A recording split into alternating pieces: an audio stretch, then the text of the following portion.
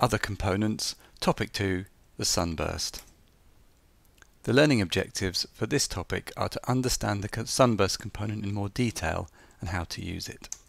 A sunburst can be added to a page by using the Insert More Content menu when a page is in edit mode, and then selecting the Sunburst component, or from an existing sunburst you can click the Create Page icon as shown here on the left. These are some examples of how you can use the sunburst. This is the detailed view for a barrier. This is a barrier area. The barrier area is in the center, and then it shows all the related sub areas and functions right down to individual components as you go out in the rings.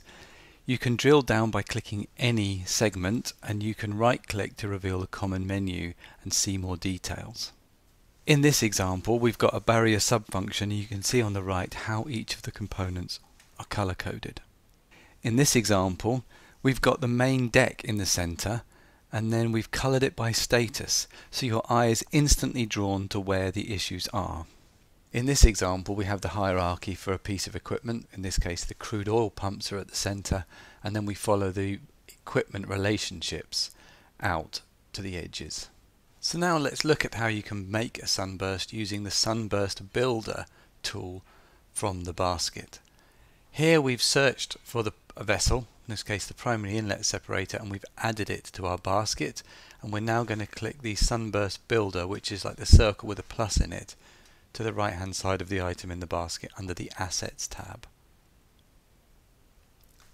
So this brings us up a sunburst with just the asset at the core, and we now have the option to traverse the relationships in the data model going away from this asset or coming in. We're choosing the Has Instrumentation, Has Valve.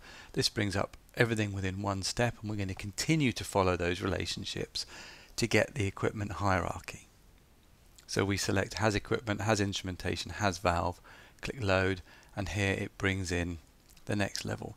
And now we're going to say Color by Status, and instantly we can see that one of the related piece of equipment has an issue.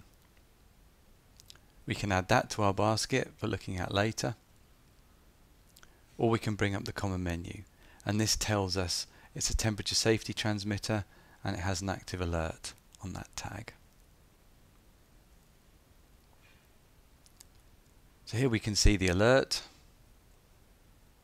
and if we click this it will actually make a trend and show us exactly when the alert crossed that limit. And as with the trending tool, we can change the time, do our own investigation, and come up with the findings. Okay, that's a quick example of using the sunburst in detail. Hope that was helpful. See you in the next topic.